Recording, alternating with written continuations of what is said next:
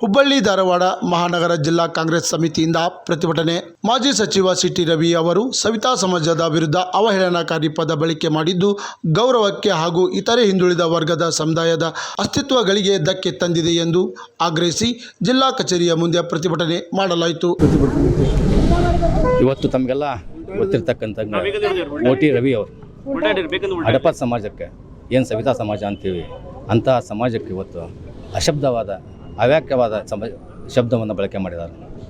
ಅಜಾಮ ಅಂತ ಬಳಕೆ ನಾವು ಆ್ಯಕ್ಚುಲಿ ಮಾಡಬಾರ್ದು, ಅದು ಬಾಯಲ್ಲಿ ಬರಬಾರ್ದು ಅಂಥ ಶಬ್ದವನ್ನು ಅವರು ಉಪಯೋಗ ಮಾಡಬಾರ್ದು. ಇದು ಬಿ ಜೆ ಪಿಗೆ ಇದು ಒಂದು ಹವ್ಯಾಸ ಆಗಿಬಿಟ್ಟಿದೆ ಅಂತ ಕಾಣ್ತದೆ.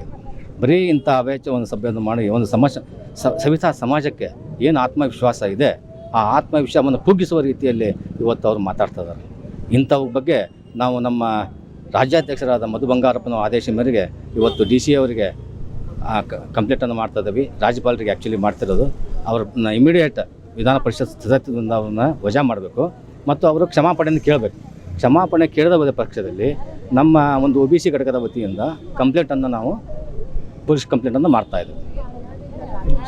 ರಾಜು HM, ನಾನು OBC ಹಿಂದುಳಿದ ವರ್ಗದ ಅಧ್ಯಕ್ಷ, ಹುಬ್ಬಳ್ಳಿ ಧಾರವಾಡ ಮಹಾನಗರ ಪಾಲಿಕೆ. ಎಲ್ಲರಿಗೂ ನಮಸ್ಕಾರ.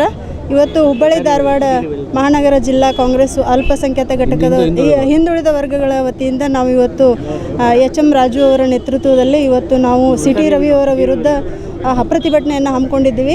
ಸಿಟಿ ರವಿ ಅವರು ತಮ್ಮನ್ನು ತಾವೇ ಏನೋ ಅಂದ್ಕೊಂಡ್ಬಿಟ್ಟಿದ್ದಾರೆ. ಅವರಿಗೆ ಒಂದು ನಾಚಿಕೆ ಮಾನ ಮರ್ಯಾದೆ ಏನೂ ಇಲ್ಲ. ಯಾವಾಗ ಬೇಕೋ ಏನೋ ಬಾಯಿಗೆ ಬಂದಂಗೆ ಮಾತಾಡ್ತಾ ಇರ್ತಾರೆ.